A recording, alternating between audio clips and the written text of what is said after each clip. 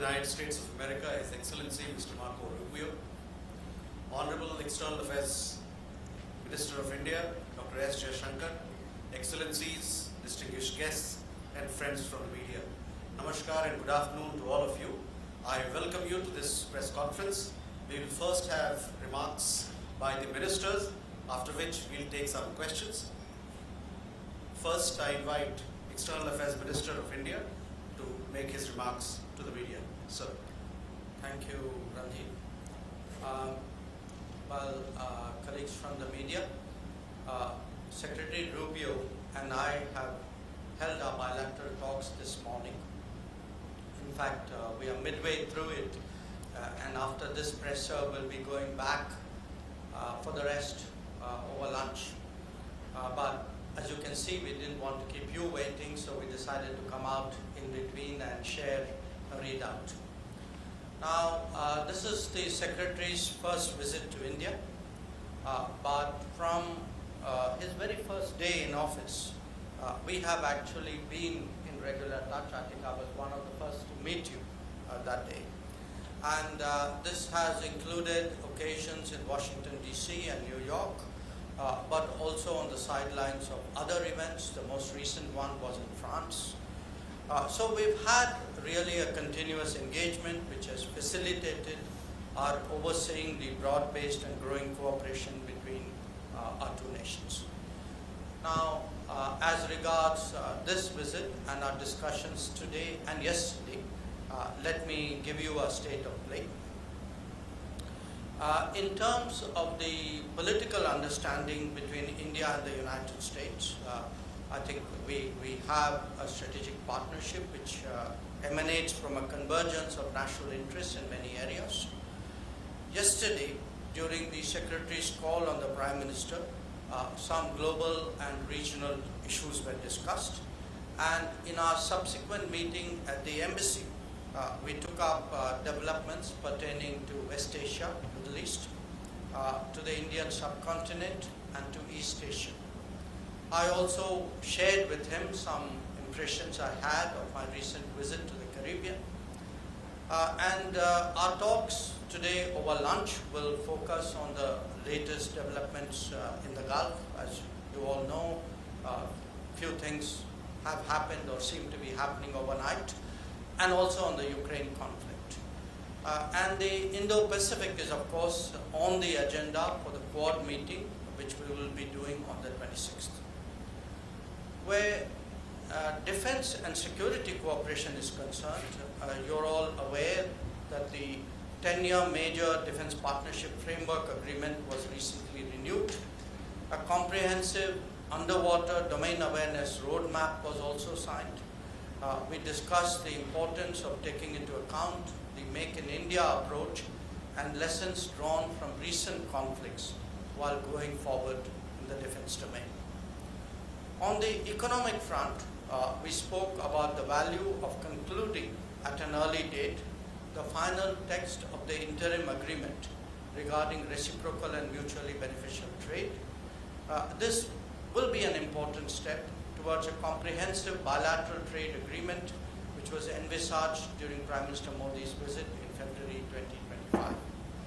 Our expectation is, we had a team recently in Washington, and our expectation is that an American team will be visiting India soon for that purpose.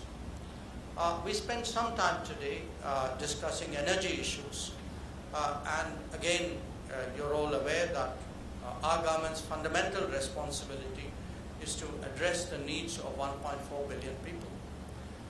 Obviously, ensuring the accessibility and affordability of energy for them is our prime objective.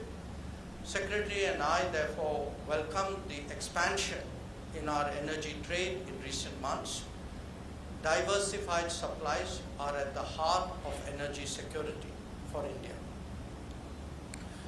We devoted some time to nuclear energy cooperation as well. The passage of the Shanti Act has opened up new possibilities. An American delegation was recently in India. We hope to realize the potential of cooperation in the nuclear domain, and I also raised with Secretary some issues, regulatory issues we have on the American side. you know the importance of critical minerals. Our two nations have been cooperating bilaterally in the Quad format and also as like-minded group. India joined the Pax Silica and is part of the Forge initiative. The AI Impact Summit in New Delhi in February highlighted the enormous potential of the India-US relationship, and we will naturally be encouraging our businesses dealing with AI. As India's semiconductor and AI capabilities advance, this cooperation will be even more prominent in days to come. People-to-people ties are at the heart of our relationship. I apprised Secretary Rubio of challenges that legitimate travelers face in respect of visa issuance. While we cooperate to deal with illegal and irregular mobility, our expectation is that legal mobility would not be adversely impacted as a consequence. After all, this is very relevant to our business, technology, and research cooperation. Friends, India and the United States have common interests, but they also face shared challenges. Prominent among them is terrorism. Our position in that regard is very clear. It is one of zero tolerance. We appreciate the strong cooperation between concerned agencies of our two countries in this domain. I particularly recognized the extradition from the United States to India last year of a key planner of the 26/11 Mumbai attacks. Our two countries will intensify cooperation bilaterally as also in relevant international forums. We will continue to collaborate closely on countering illegal trade in narcotics. Our discussions, which as I said are still ongoing, have covered a range of regional and global issues. So let me state India's broad position which pertains to all of them. And I would make 5 points here. 1, that we advocate dialogue and diplomacy to address conflicts. 2, we support safe and unimpeded maritime commerce. 3, we demand scrupulous respect for international law. 4, we are against weaponization of market shares and resources. And 5, we believe in the value of trusted partnerships and resilient supply chains to de-risk the global economy. So overall, this has been a very timely visit by the Secretary. I think our discussions have been very productive, and I look forward to hearing his remarks. Thank you, sir. I now invite U.S. Secretary of State for his remarks to the media. Thank you. Well, first of all, thank you for your very warm welcome. And it's been a phenomenal visit already, and it's only been a day. We have so much more work to do, and it's an honor to be here with all of you in this important visit to one of our most important strategic partners in the world. And I want to highlight that point for a minute. We obviously have relations and we work with countries all over the world, and we need to, just as India does. And we have all kinds of alliances and partnerships with countries that we work on, sometimes on discrete and individualized issues, other times on broader issues that involve one region of the world or another. A strategic partnership is something very different. It's something much broader than that. A strategic partnership is when your interests as two nations are aligned and you work together strategically to solve those problems. And the list of issues that we work together with India on, the breadth and scope of them, is what highlights the fact that India is an important strategic partner of the United States, one of our most important strategic partners in the world. It begins with the fact of our shared values. We are the two largest democracies in the world. And so obviously that in and of itself begins to align our interests simply because our leaders respond directly to voters and people on a regular basis, which means I have to go back and justify to the American people every decision we make, and the President has to do the same on why it's good for our country, and our counterparts here in India have to do the exact same thing.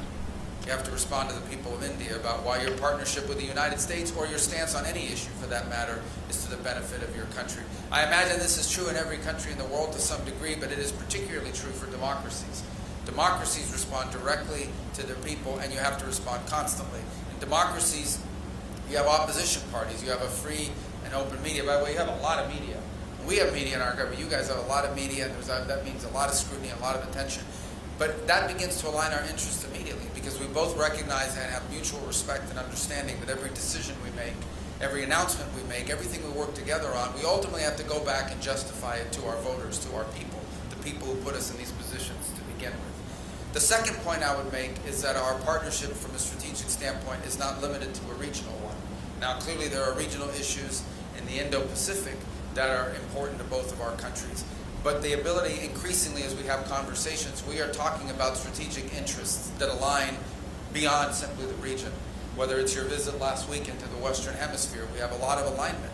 Whether it's our mutual interest in what's happening currently now in the Straits of Hormuz and beyond. And then on the topics as well. If you talk about the topics that we have a mutual interest on, both countries are strategic allies on the idea that access to critical minerals and supply chains are essential, an essential issue in the 21st century.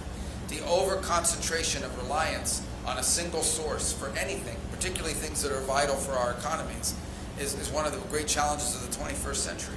And we are strategically aligned on that topic. On the issue of terrorism, both of our countries have suffered, both directly and indirectly, because of global terrorist networks. There is a strong counterterrorism alignment as a result of that.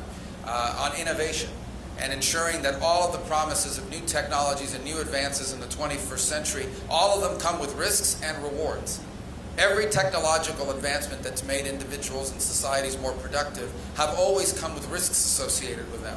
Managing those risks and maximizing those benefits is one of the great challenges of the 21st century. And there's a tremendous strategic alliance between our countries and agreement on that point. Likewise, on the unimpeded flow of commerce, especially in international airspace and international waters. This is true in the Indo-Pacific, ensuring that there's a free and open Indo-Pacific, but it extends beyond the Indo-Pacific. We share as a strategic value the fact that no international waterway, no international airspace should ever be used or nationalized by any country in the world, and that should never be accepted as a new normal. Another area of strong strategic alignment, and we could go on and on.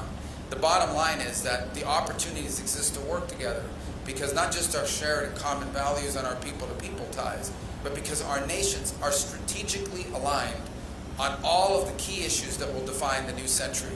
All of the great challenges that are before us now in the modern era, we are strategically aligned on. And the final point, and this I mean is no disrespect to any other country in the world, but you can have a strategic alliance with countries. But there are only a handful of countries in the world that have the ability to actually do something about these big issues on a global scale. There are only a handful of countries in the world that have both the economic and diplomatic power to be influential on strategic issues from a global perspective. And India is one of them, which is what adds the finishing touches on the importance of this strategic alliance. Is we have a strategic alliance between the United States and India. It's a strategic alliance between two countries that have global influence and the ability to influence global events. And that distinguishes it from other relationships.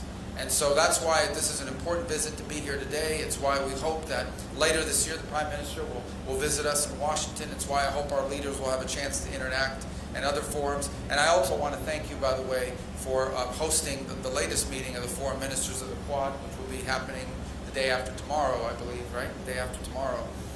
Another important mechanism and of joint cooperation, and one more example of our strategic relationship between our two countries, because the Quad is a form of alignment between four countries who are not just strategically aligned on a bunch of key issues, but four countries that have the ability to varying degrees to influence global events on these topics of mutual interest. So there's a lot of details and things we can talk about. I didn't mention energy, but we also are strategically aligned on energy. You know, energy and the ability to generate power is the key behind all of the great industries out there. Whether it's data centers, whether it's artificial intelligence, whether it's the ability to modernize and continue to advance economically, all of it begins and ends with the ability to generate the power necessary, not just to raise standards of living, but beyond that, to expand into new industries. And both of our countries are strategically aligned in ensuring that we have a world that can not just produce but deliver the energy resources that are necessary to power a modern economy. So I'm not given the breadth and scope of areas of alignment. One visit alone will never solve or be able to address all of these. But this continuing dialogue and engagement between our countries is important because, as I said, I think it's not just evidence of the importance of our strategic alliance, but it's necessary in order to continue to advance on all of these topics. So thank you for your warm welcome. Thank you all for covering these events here today. And I look forward to returning many times. 4 days for a country of this size, of this beauty, and of this diversity, and all the things you have to show us. We can't possibly see it all in 4 days, but we're going to try. We're going to die trying because it's a pretty packed schedule. And I appreciate everything you facilitated for us in our time here together. Thank you. Thank you, sir. We now open the floor for some questions. Please be brief as you ask your question, and please do introduce yourself and your organization. We'll begin there. Kadambari with side, please. Good afternoon. I'm Kadambari Sharma. I'm an independent journalist. I have a question for both of you. First, Secretary Rubio, to you. Indian students, engineers, doctors, researchers have contributed enormously to US economy and innovation ecosystems. But the recent changes in J1 visa, F1, H1B visa are being seen in India as hurting the core pillar of people-to-people relationship. What does your administration have to say about this in regard to Indians and the message to Indians in this regard? Dr. Jaishankar, to you, my question is, India today has strong relations with UAE, the Gulf countries, Israel, Iran, and of course USA. And how confident are you of managing all these relations at this time in the current situation? Would you say it is an example of multi-alignment? Thank you. Thank you. Let me just handle me. First of all, I take and accept what you just said about the contribution that Indians have made to the U.S. economy. Over $20 billion have been invested in the U.S. economy by Indian companies. We want that number to continue to increase. And obviously the expertise as well that they've provided to our economy has been very, very valuable. I don't want you to view, or anyone, I made this point yesterday in an interview, the changes that are happening now, or the modernization of our migration system into the United States, is not focused, it's not India specific, it is global, it's being applied across the world. We are in a period of modernization. And I'll be frank and honest with you because it's important to talk about this. We've had a migratory crisis in the United States. This is not because of India, but broadly, we had over 20 million people illegally enter the United States over the last few years, and we've had to address that challenge. In addition to that challenge, and I think this is true for India, this is true for every country in the world, okay? Everything that you do as a country needs to be in your national interest, and that includes your immigration policy. The United States, I believe, is the most welcoming country in the world on immigration. Every single year, 1 million people, roughly, become permanent residents of the United States and contribute greatly. My parents entered the United States as permanent residents in 1956 from Cuba. And so it's a process that's enriched us. But it has to be a process that's adjusted in every era to the realities of the modern times in which you live. And it's long overdue. So the United States is currently undergoing a process of reforming the system by which we choose how many people come into our country, who comes in, when they come in, etc. Anytime you undertake a reform, anytime you undertake a change in the system by which you admit people, or frankly, anytime you undertake a reform in any system, not just on immigration, there's going to be a period of transition that's going to create, some friction points and some difficulties and so forth. Ultimately, we think when this process is in place, once this process has been modernized, and that's really what it is, we are modernizing the U.S. immigration system for the 21st century, so that it is an immigration system that's not just good for the America, but it's also good for the people that are coming. Once we are complete, and once we've done the work of modernizing that system, I think we're going to come up with a system, we're going to wind up with a system that's more efficient and even better than the previous system, and in some ways may prove to be even more beneficial than the previous system was to people from India that seek to enter the United States to work and innovate. But obviously there's going to be a period of adjustment along the way. So what I want to leave clear is that the changes, while they may be having a disproportionate impact on a place like India that provides so many high-skilled workers to the U.S. economy, it is not a system that is targeted at India. It is one that's being applied globally. But we're in a period of transition, and like any period of transition, there's going to be some bumps on that road. But we think ultimately our destination is going to be a better system a more efficient system, one that works better than the one that we had in place previously, and more sustainable, by the way. Your question on the Iran Gulf, the conflict which is going on. Well, look, India would be one of the very few countries who has very good relations, very strong relations with the United States, with Israel, with Iran, and with the Gulf countries. So we have, and we have real interest there. So for us, the challenge in this situation is how to maintain all these relationships, how to protect our equities, how to advance our interests. And we don't look at it as a zero-sum game. We have to manage and actually take care of all these accounts. So having said that, I would say there are some general principles by which we would approach this region.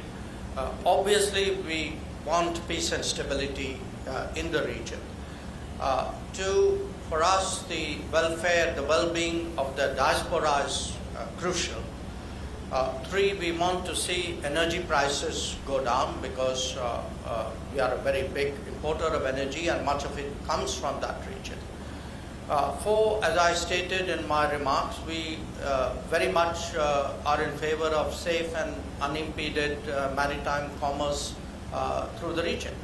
And what we want to see is really the markets open up there. We don't want to see constraints. So these would be the principles with which we would approach that region. And in a way, of course, every situation is unique. But I think we will find increasingly in the world that there will be conflicts or difficult situations where India, because our interests are growing, we have relationships with all the parties involved. I mean, we are seeing this in the Ukraine conflict as well, where we have, very strong relations with Russia, we have it with Europe, we have it with Ukraine as well, we have it with the United States. And then the question is, how do you manage them, all of them? So in that sense, yes, it is multi-alignment because today's India has that range of interests which require us to manage multiple accounts. Thank you, sir. Sir, if you allow, we can take a group of questions together. Sure. That way we'll be able to cover more. Can we go here, Siddhant, please? Hi, sir. I'm Siddhant from WION. To Secretary Rubio, my question is on technological partnership. How do you see India as a trusted technological partner? The second question is on energy and critical minerals. Once your visit is over, what will be the key outcomes when it comes to these two aspects? And thirdly, there have been a lot of racist comments coming from United States against Indians, Indian Americans. Now, this goes against the basic premise of India-US relationship. So what's your take on that? Yeah, what's your third question? On a lot of comments, racist comments coming from US. That, of course... Who made those comments? We all have seen those comments, sir. We have seen endorsement of those comments. Which ones? So it's well known, sir. Anyway, Yeah. we And to EM Jaishankar, my question is, in terms of the energy partnership, we know that we are importing LNG, we are importing crude from United States, but there is a choke point at the Hormuz. So what is the future strategy when it comes to cooperation with the United States? we go this side. Sean from AFP, sorry. Thank you. Mr. Secretary, I wanted to ask you about the latest on Iran. The president said yesterday that the final details are being worked out on the Iran deal. Can you tell us what the status is now? As you said many times, it should go back to the status quo ante on the Strait of Hormuz. Are you confident that this deal would do that? And then taking a step back, we've seen from this war, if it's going back to the Strait of Hormuz, we've seen thousands of people dead in Iran and elsewhere. We've seen billions of dollars spent. We've seen some alliances rattled by this, global energy prices rising, global economic shocks. Was this war worth it? And to the External Affairs Minister, you mentioned at the beginning the strategic convergence. Can I just ask you about the Iran war in particular? Did that meet the interest of India? And also the role of Pakistan. Pakistan's playing a very strong role with the United States right now. Does India have any concerns about that? Thanks very much. Thank you. We'll take one more question from this side. Vega from WSJ. Thank you. Secretary Rubio, some of Trump's own allies, Mike Pompeo, Lindsey Graham, and Ted Cruz, are warning that the deal that is taking shape could give Iran access to more money while leaving it with leverage over Hormuz and deferring the nuclear issue. Are they wrong on that? And for the minister, has the Trump administration shown the same commitment and investment in the Quad as the previous U.S. administration? And what concrete outcomes are you hoping to see beyond statements of support? So we can take these questions. All right. Do I go first? Or? No. Okay. I don't know how to address that, but I'll take that very seriously about the comments. Look, I'm sure that there are people that have made comments online and other places, because every country in the world has stupid people. I'm sure there are stupid people here. There are stupid people in the United States that make dumb comments all the time. I don't know what else to tell you other than the United States is a very welcoming country. Our nation has been enriched by people who come to our country, have come from our country from all over the world, have become Americans, have assimilated into our way of life, and have contributed greatly. So that's all I can comment on that in regards to your point. Your second question, there's another question about technology cooperation. Absolutely. One of the reasons why we're such strong strategic allies is because India is a place that's very advanced technologically. You have companies that are on the leading edge of technology in a variety of fields, and you happen to be our ally in terms of country to country. So it is an area of tremendous partnership. It speaks directly to the point that I made a moment ago, and that is you can have an alliance with countries, and we have, we work with countries all over the world on a variety of issues, but there are only a handful of countries in the world where you can actually partner to influence global outcomes. And so India is one of those countries, which is the reason why our strategic alliance is so critical. It's a strategic alliance between two highly capable partners who have industries within our country, private industries within our companies, within our countries, that are on the leading edge of some of the top technologies of the 21st century. So it makes all the sense in the world, two democracies with a lot of pre-existing links, with companies that are on the leading edge of cutting-edge 21st century technologies, partnering together to make sure that those technologies are not just developing and continuing to lead the world in innovation, but are doing so in a way that furthers our national interest. So that is on that point. On the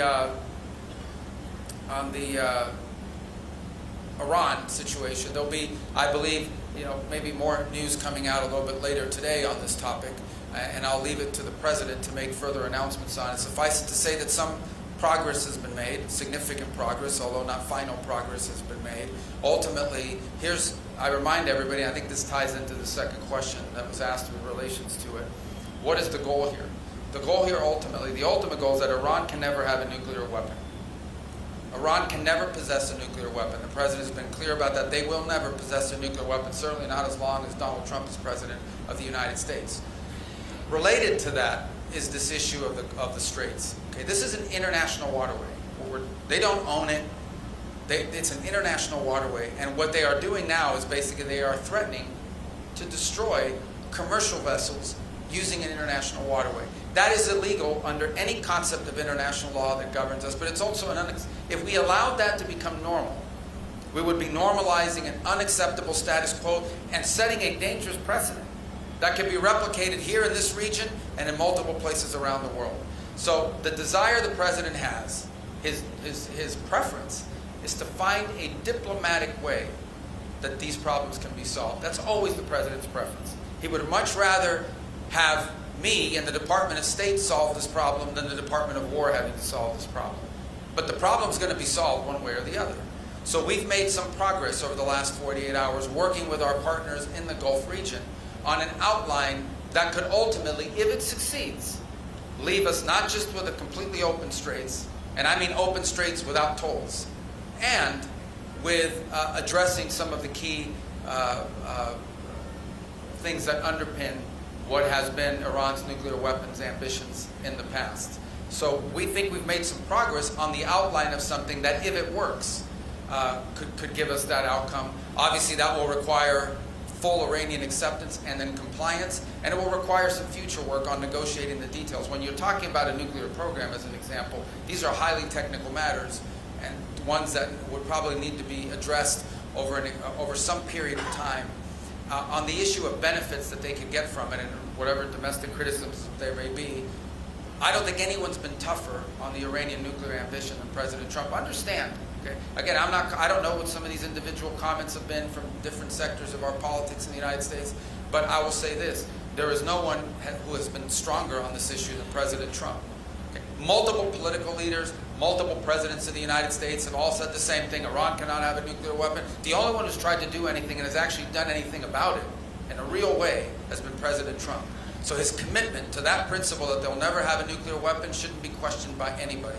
And the idea that somehow this president, given everything he's already proven he's willing to do, is going to somehow agree to a deal that ultimately winds up putting Iran in a stronger position when it comes to nuclear ambitions is absurd. That's just not going to happen. But our preference is to address this through a diplomatic means. And that's what we're endeavoring to do here. I think we've made some progress. I'm always cautious when I say that because you can agree to things on paper, they actually have to be implemented. You can agree to things in writing, and then you actually have to go out and do it. And but I do think perhaps there is the possibility that over the next few hours, the world will get some good news, at least with regards to the Straits and with regards to a process that can ultimately leave us where the president wants us to be, and that is a world that no longer has to be in fear or worry about an Iranian nuclear weapon. And so I do think there's some good news on that front, but not final news on that front. But perhaps a little bit later today we'll have more to say. But you know, some progress has been made. I don't want to downplay that, but I also want to caveat it by saying we still have some work to do. We'll see. Okay, the first question about energy choke points and what's happening between us and the US on energy. Well, I think as I mentioned, there's been actually a very significant uptick in our energy imports from the United States. It's not new. It started out many years ago, but I think it's really picked up in the last year. And where India is concerned, look, this is an era of de-risking, and probably energy more than anything else requires de-risking. So a big country, if you are to do de-risking, looks at multiple sourcing. And for us, the United States has emerged as a very significant and reliable source of energy, as indeed have some other countries. So the way we will deal with the current situation in Hormuz, and frankly going forward as well, which is to diversify our energy sources, because that is at the heart of our energy security. And that is why we feel strongly that the energy market should not be distorted, they should not be constrained.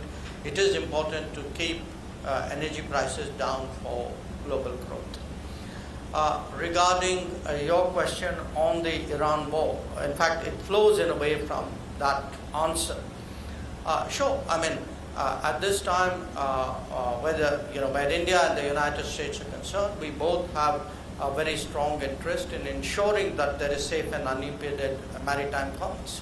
We also have a very strong interest in ensuring that globally energy prices are kept low and that energy sources are more available. So, look, we are both countries. Obviously, each one of us has our own national interest and policies, but partnerships and relationships are built on, what you share, and clearly, in this case, safe and unimpeded commerce and predictable, affordable, accessible energy sources are two very important meeting points. Now, as to who all are involved in the matter which Secretary Rubio addressed, I think it's for the parties to work out. It's for them.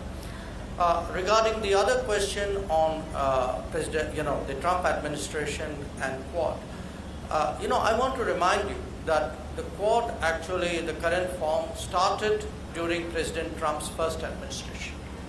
And actually, it picked up then, it has moved on, and it was very interesting when I began by saying that, we met on the first day of Secretary Rubio's tenure as Secretary of State. It was for a Quad meeting.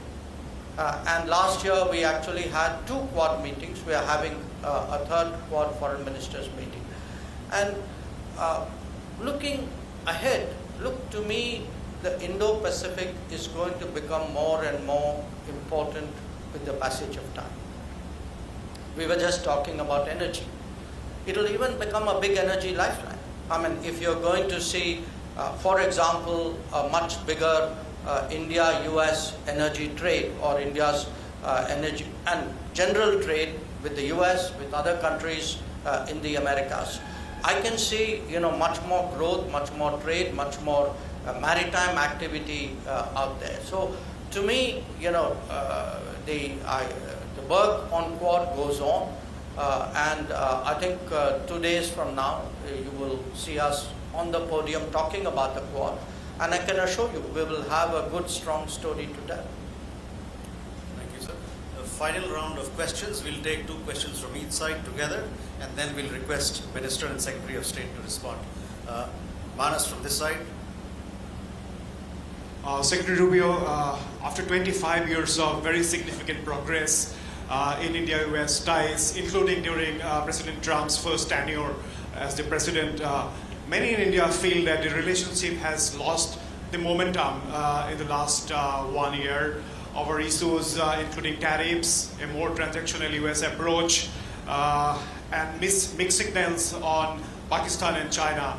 So how do you see these views, and what is your administration doing to address these concerns about a slide in India-US relations? And to Foreign Minister Jaishankar, what are India's expectations from the Trump administration at this stage of the relationship, when we are also facing the consequences of conflicts, geopolitical headwinds, especially on our energy security? Reza. Thank you for doing this. Question for Secretary Rubio. Here, Secretary Rubio.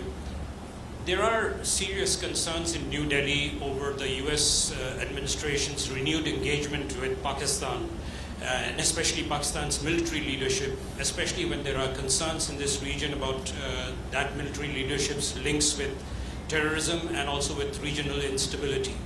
How would you reassure India that this new engagement is not at India's expense? And a question for the External Affairs Minister.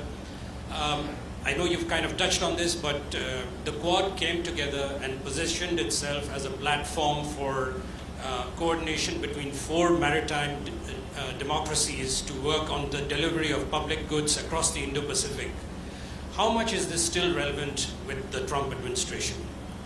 We go to the other side. Tom from BBC. Thank you very much. Tom Bateman from the BBC. Mr. Secretary, there's a lot of attention at the moment on how to end this war, but there is continued scrutiny on the way it began. Now, it was information about the whereabouts of the Supreme Leader that led to these unprecedented strikes of unprecedented scale. That was a Saturday in Iran in the morning when millions of children were at school. Now, Admiral Cooper said last week, confirmed the timeline of the investigation into the Manab school strike. There is media analysis that 22 schools at least were damaged either that day or in the following weeks. What do you say to those who will accuse the administration of unleashing a reckless action because of when this war was begun? And Mr. External Affairs Minister, given how hard the energy crisis is currently hitting your country, did you discuss with your American counterparts further sanctions waivers, particularly on Russian oil and other oil purchases? Thank you.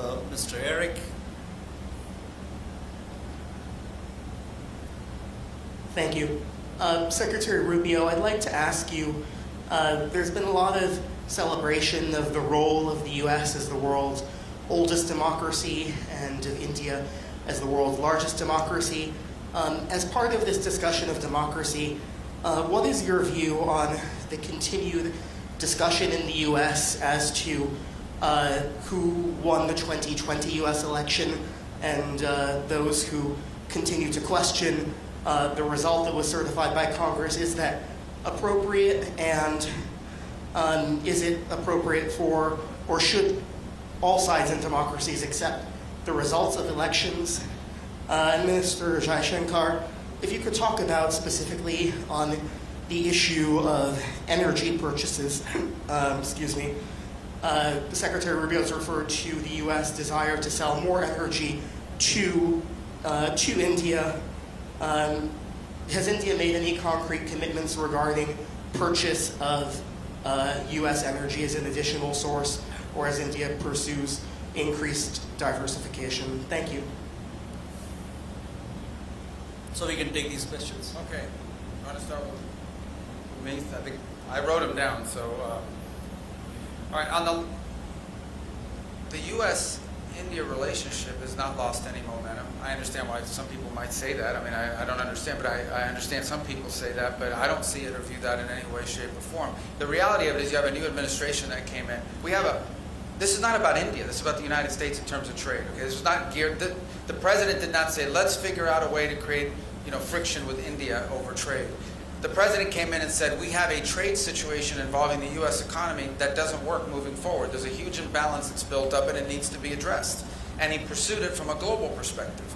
And so I can tell you as Secretary of State, there virtually is no country in the world that I could travel to that isn't going to raise the issue of trade, because we did this from a global perspective. The president approached it and said, we have to rebalance U.S. trade. And one of the reasons why is, again, this is not about India. I'm not speaking about India. I'm speaking more globally. The United States was being deindustrialized. Okay? We pursued trade policies that left us in a place where all of the means of production had been outsourced in such a way that left us vulnerable. That had to change, and it cost us jobs. It created huge displacement in our country. And that needed to be corrected. There needed to be a rebalancing of how we approach global trade, whether not just with India, with the European Union, with countries all over the world. And obviously, now the difference is India is a massive economy. This is a big economy. We're your leading trade partner. We do a lot of trade with India, and so obviously, there's a big difference between, rebalancing trade with a country of this size and magnitude, with the size and productive means of your economy, versus a smaller country that maybe all they provide is agriculture, as an example.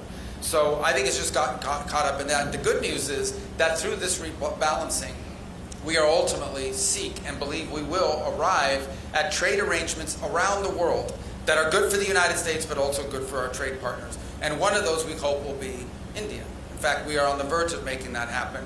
We are hopeful that our trade representative can visit here very soon. We had an Indian delegation in the United States, I believe last week or the week before. We've made tremendous progress, and I think we're going to wind up with a trade agreement between the United States and India that's going to be enduring and is going to be beneficial to both sides and sustainable in a way that addresses this national interest that we had. Beyond that, I would say that we continue to cooperate on a number of fields. As an example, when we came out with a Pax Silica proposal from the State Department, one of the first countries that joined was India. When we had our ministerial on critical minerals, the foreign minister was there, one of our key partners in that regard. It goes and speaks back to the strategic value of our partnership. This is an area of strategic concern for both sides, and we are partnering with it on it. And it is an example of what we wanted to continue to build on. So, in just the last few months, as I said, there's $20 billion of Indian investment in the U.S. economy, and that number continues to grow. So I think the relationship continues to be strong, and in fact, I believe by the end of this administration, it will be stronger than it's ever been. That's certainly our goal, and that's certainly what we're building towards. As far as our relations with other countries, yeah, we have relations, and we work at the tactical level, for example, and in many other ways with countries all over the world. So does India. And that's what responsible nation states do. But I don't view our relation with any country in the world as coming at the expense of our strategic alliance with India, for the reasons I've outlined here already earlier today. On the question of the war and the look, that was a long question, and it said a lot of things I don't agree with, and I'm not going to speak to military tactics simply because that's not my department. I will say this to you. When this conflict began with Iran, the goals were outlined, and they were very simple. They were very clear. We were going to destroy their navy, which we have done. We were going to significantly reduce their ability to long range to launch ballistic missiles, because that was the conventional shield they were trying to hide behind, and we've achieved that objective. And we were going to do damage to the defense industrial base so they couldn't rebuild all of these things. We've achieved that as well. Those were the objectives of Epic Fury. Those objectives were achieved. Those were the targets of our operation. And that's what they were targeted on. Okay? On the other hand, Iran likes to sponsor proxy groups of terrorists. And these terrorists don't care what they blow up. They blow up anything and everyone. Okay? This is who we're dealing with. Okay? This is an Iran that not long ago, through their Hezbollah proxies, blew up a Jewish center in Argentina and killed a bunch of people. This is an Iran that innovated the use of roadside bombs that killed and maimed a bunch of people, including American servicemen, but a bunch of other people. This is an Iran that has organized the assassinations and the attempted assassinations of people all over the world, including civilians and dissidents and people they don't agree with. There is no nation on earth that sponsors more terrorism than Iran. And they've spent millions and millions of dollars sponsoring terrorism and targeting individuals all over the world, and including civilians have been caught up in that. Okay? That's what Iran has done. They didn't spend their millions and millions on building roads and bridges and improving the life of their people. That's why their people are always in the street protesting, because their economy's been in shambles, because they don't invest in their economy. They would rather invest in Hezbollah. They would rather invest in the rapists and the murderers of Hamas. They would rather invest in those groups than they do in their own people. That's what Iran invests in. And that's what you should be asking me about. That's what the BBC should be covering. And that's what these other media outlets should be covering, is how evil these people are in Iran and the damage they've done to people all over the world. The world's leading sponsor of terrorism is Iran. And look what they're doing now. They are holding hostage civilian vessels, including ships that have now been stuck in the Persian Gulf. They've laid mines in an international waterway. And yet, despite all of that, the United States remains committed to finding a diplomatic solution to this crisis. But let's be clear who we're talking about here. We're not talking about some pacifist government over there, or some pacifist regime. We're talking about one of the most vicious regimes on the face of the earth and in modern history. That's what we're dealing with. And we were going to take away their missiles, we were going to take away their ability to make new ones, and we were going to wipe out their navy. Imagine if they had a real navy. What they have now is a bunch of small little speedboats that can lay mines and harass vessels, but they used to have a navy. Now that navy resides at the bottom of the ocean. And that was the objective of Epic Fury. As far as the question about democracy, I don't know what you mean. Democracy, every country that has a democracy has elections. And in I've been involved, I've seen elections in the United States where Democrats, I remember the lady from Georgia who lost her election in Georgia and said it was stolen from her. The bottom line is, you have elections, and elections are conducted on the basis of rules and so forth, and sometimes those rules are not followed, sometimes those rules are not adhered to, sometimes those rules are played around with. Right now, Democrats are complaining about a redistricting process in the United States. But we're going to have elections in 2026. You guys cover it all the time. They're called the midterms. We're going to have elections in 2028. I was elected in elections when I was an elected leader. So at the end of the day, the democracies, as I said, rely on elections. Elections rely on rules. Those rules have to be followed. But at the end of the day, these are enduring democracies. I can tell you this, the leaders that are in the United States right now, President Trump was elected. He was elected with an overwhelming majority in the Electoral College. He was elected by winning the 7, not 5, but the 7 key swing states. He was elected in 2024 to carry out a mandate, and he responds to the American people as a result of it. And our leaders in Congress are the same. They have to answer to their voters. And that's the key. That's the key, and I talked about it before, the largest democracy in the world and the oldest democracy in the world. Our leaders, when we make decisions on the global stage, we have to go back and justify it to the American people. They have to go back and justify it to their voters here in India. We are responsible and accountable to the people, and they always say the same thing. They want to know why what you are doing on the global stage is good for the people of your country. And that's why I think it's important that there be strategic alliances with the largest democracy in the world and the oldest democracy in the world, because we are two countries that have to make decisions that are in the national interest because our voters demand it, but also that are in our mutual interest. And that's why this relationship is so valuable. So, thank you. Well, I have one question on expectations from the Trump administration, 3 questions on energy which sort of overlap, and 1 question on the Quad. So I'll take them in that order. I think, look, where the United States is concerned, the Trump administration has been very forthright in putting forward its foreign policy outlook as America first. Now, where we are concerned, we have a view of India first. So both of us are obviously driven by our respective national interests. there will be many areas where our national interests are in harmony and we work together, which is why we have a strategic partnership. There could be some where they don't, in which case we have to manage those situations. Where the energy issues are concerned, again, look, I want to say for our energy security, it's important we have multiple sources, large sources, dependable sources, cheap sources. So, the United States, because that was the first question, fits the bill in many respects. So do some other countries.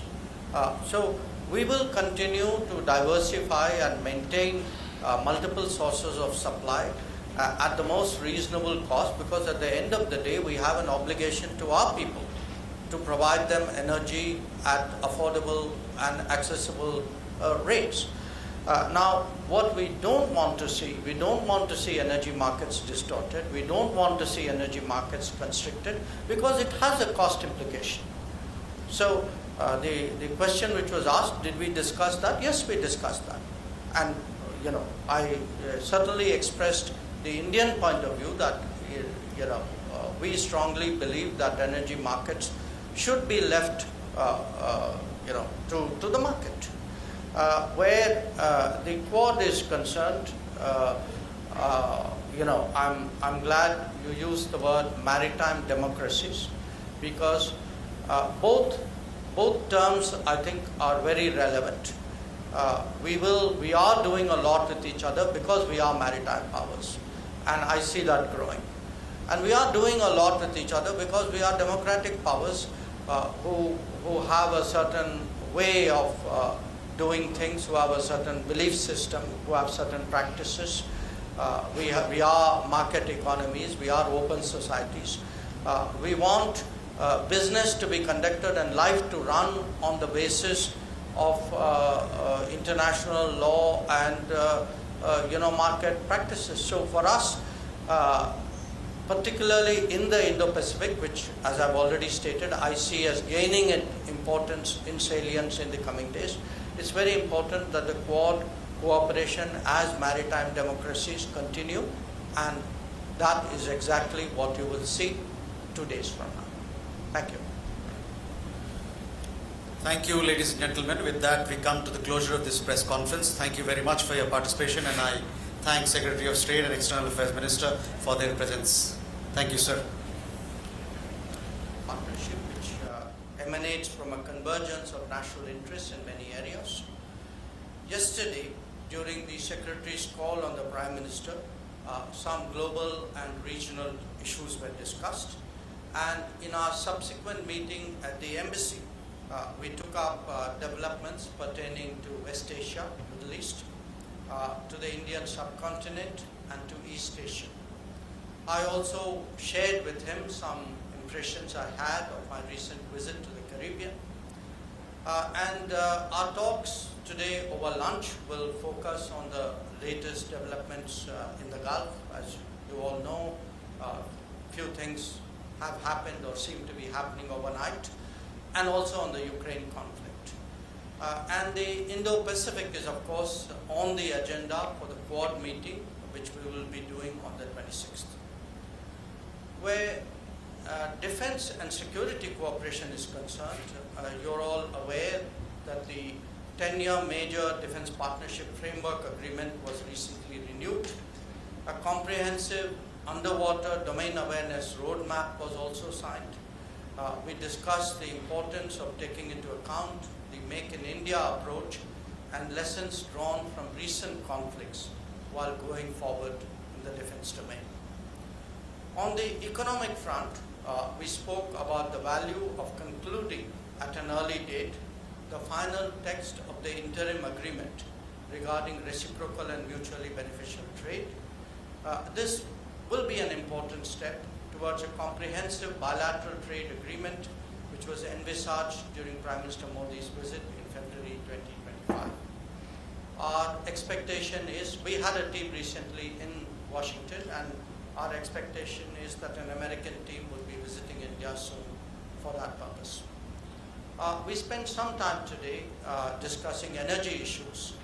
And again, you're all aware that our government's fundamental responsibility is to address the needs of 1.4 billion people.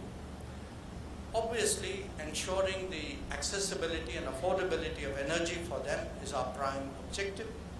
Secretary and I therefore welcome the expansion in our energy trade in recent months. Diversified supplies are at the heart of energy security for India. We devoted some time to nuclear energy cooperation as well. The passage of the Shanti Act has opened up new possibilities. An American delegation was recently in India. We hope to realize the potential of cooperation in the nuclear domain, and I also raised with Secretary some issues, regulatory issues we have on the American side. All of you know the importance of critical minerals. Our two nations have been cooperating bilaterally in the Quad format and also as like-minded group.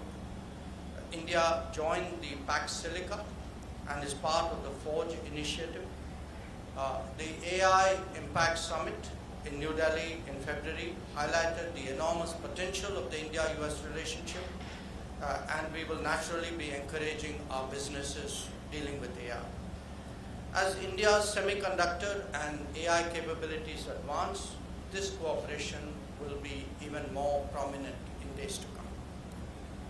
People-to-people ties are at the heart of our relationship. I apprised Secretary Rubio of challenges that legitimate travelers face in respect of visa issuance. While we cooperate to deal with illegal and irregular mobility, our expectation is that legal mobility would not be adversely impacted as a consequence. After all, this is very relevant to our business, technology, and research cooperation. Friends, India and the United States have common interests, but they also face shared challenges. Prominent among them is terrorism. Our position in that regard is very clear. It is one of zero tolerance. We appreciate the strong cooperation between concerned agencies of our two countries in this domain. I particularly recognized the extradition from the United States to India last year of a key planner of the 26/11 Mumbai attacks. Our two countries will intensify cooperation bilaterally as also in relevant international forums. We will continue to collaborate closely on countering illegal trade in narcotics. Our discussions, which, as I said, are still ongoing, have covered a range of regional and global issues. So let me state India's broad position which pertains to all of them. And I would make 5 points here. One, that we advocate dialogue and diplomacy to address conflicts. Two, we support safe and unimpeded maritime commerce. Three, we demand scrupulous respect for international law. Four, we are against weaponization of market shares and resources. And five, we believe in the value of trusted partnerships and resilient supply chains to de-risk the global economy. So overall, this has been a very timely visit by the Secretary. I think our discussions have been very productive, and I look forward to hearing his remarks. Thank you, sir. I now invite U.S. Secretary of State for his remarks to the media. Thank you. Well, first of all, thank you for your very warm welcome. And it's been a phenomenal visit already, and it's only been a day. We have so much more work to do, and it's an honor to be here with all of you in this important visit to one of our most important strategic partners in the world. And I want to highlight that point for a minute. We obviously have relations, and we work with countries all over the world, and we need to, just as India does. And we have all kinds of alliances and partnerships with countries that we work on, sometimes on discrete and individualized issues, other times on broader issues that involve one region of the world or another. A strategic partnership is something very different. It's something much broader than that. A strategic partnership is when your interests as two nations are aligned and you work together strategically to solve those problems. And the list of issues that we work together with India on, the breadth and scope of them, is what highlights the fact that India is an important strategic partner of the United States, one of our most important strategic partners in the world. It begins with the fact of our shared values. We are the two largest democracies in the world. And so obviously that in and of itself begins to align our interests simply because our leaders respond directly to voters and people on a regular basis, which means I have to go back and justify to the American people every decision we make, and the President has to do the same on why it's good for our country, and our counterparts here in India have to do the exact same thing. You have to respond to the people of India about why your partnership with the United States, or your stance on any issue for that matter, is to the benefit of your country. I imagine this is true in every country in the world to some degree, but it is particularly true for democracies. Democracies respond directly to their people, and you have to respond constantly. In democracies, you have opposition parties, you have a free and open media. By the way, you have a lot